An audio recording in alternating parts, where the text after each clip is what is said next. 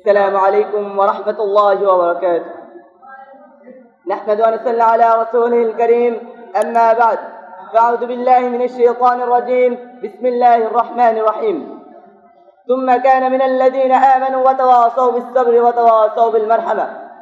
যাবতীয় হামদনাতের পর হাফিজুল উম্মাহ মডেল মাদ্রাসা কর্তৃক আয়োজিত আজকে আঞ্জুমানের মাননীয় সভাপতি ও আমার সামনে উপস্থিত বাংলার দূর থেকে আগত ছাত্র ভাই বন্ধুগণ, আপনারা সবাই অবগত আছেন যে আজকে আঞ্জুমানের পক্ষ থেকে আমাকে বিষয় দেওয়া হচ্ছে দাওয়াতি কাজের গুরুত্ব ও একজন দায়ের গুণাবলী। আমি আমার বিষয়টি সুন্দরভাবে তুলে ধরবো ইনশাআল্লাহ ওয়া মা তাওফীক ইল্লা বিল্লাহ। উপস্থিতি, আজকের এই বিষয়টিকে আমরা দুটি পয়েন্টে ভাগ করে নিতে পারি। এক, দাওয়াতি কাজের গুরুত্ব।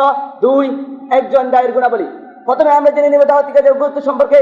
আর এই দাওয়াতি কাজের গুরুত্ব বুঝতে গিয়ে আল্লাহ তাআলা সূরা হামিম 33 এবং 34 নং আয়াতে বলেন, ومن أحسن قولا ممن دعا إلى الله وعمل صالحا وقال إنني من المسلمين ولا تستوي الحسنة ولا السيئة ادفع بالتي أحسن فإذا الذي بينك وبينه عداوة كأنه ولي حميم।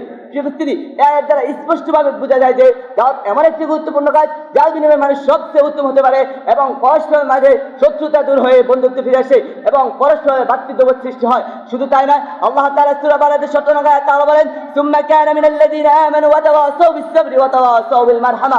এই আয়াত দ্বারা প্রমাণিত হয় যে দাওয়াতি কাজের মাধ্যমে মানুষ ঈমানদার হয় এবং ধৈর্যশীল হয় এবং পরস্পরের দয়া ও করুণা করতে শিখে, যা আমাদের সমাজে নিতান্ত প্রয়োজন। উপস্থিতি, আসুন এবার আমরা জেনে নিই একজন দায়ের গুণাবলীর ব্যাপারে কয়েকটি পয়েন্ট। এক, হিকমত অবলম্বন করা, কেননা আল্লাহ তাআলা বলেন, উদউ ইলা সাবিলি রাব্বিকা বিল হিকমাতি ওয়াল মাওয়াইদাতিল হাসানা। দুই, নম্রতার সাথে বিনয়ীভাবে কথা বলা, কেননা আল্লাহ তাআলা মুসা হারুনকে উদ্দেশ্য করে বলেন, ইযহাবা ইলা ফিরাউন ইন্নাহু তাগা ফাকুলা লাহু কাওলান লাইয়িনান লাআল্লাহু ইয়াতাযাক্কারু আও ইয়াখশা। তিন, উত্তম পন্থায় জবাব দেওয়া, কেননা আল্লাহ তাআলা বলেন, ইদফা বিল্লাতী আহসান ফাইযাল্লাযী বাইনাকা ওয়া বাইনাহু আদাওয়াতুন কাআন্নাহু ওয়ালিয়্যুন হামীম। চার, সর্বদা দাওয়াতের ধারাবাহিকতা বজায় রাখা, কেননা আল্লাহ তাআলা বলেন, ক্বালা রাব্বি ইন্নী দাউতু কওমি লাইলান ওয়া নাহারা সুম্মা ইন্নী দাউতুহুম জিহারা সুম্মা ইন্নী আ'লানতু লাহুম ওয়া আস্তাগফিরতু লাহুম ইসরারা। পাঁচ, কোরআন ও সুন্নাহর আলোকে দাওয়াত দেওয়া, কেননা আল্লাহ তাআলা বলেন, ইন আত্তাবি ইল্লা মা ইউহা ইলাই ইন্নী আখাফু ইন আসাইতু রাব্বি আযাবা ইয়াউমিন আযীম।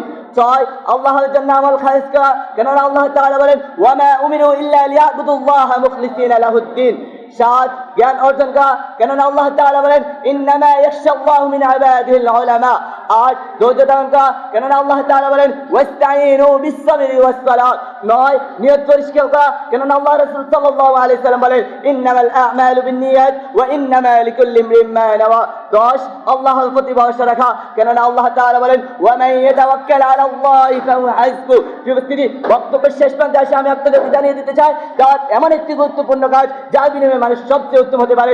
আর এই দাওয়াতি কাজ করা সকল মানুষের পক্ষে সম্ভব নয়, কারণ তার জন্য সবচেয়ে বেশি দরকার হচ্ছে ইলম অর্জন করা। তাই আমরা আল্লাহর কাছে দোয়া করি, আল্লাহ যেন আমাদেরকে সঠিক ইলম অর্জন করে মানুষকে দ্বীনের দাওয়াত তৌফিক দান করুক। আমিন। আসসালামু আলাইকুম ওয়া রাহমাতুল্লাহি ওয়া বারাকাতুহু।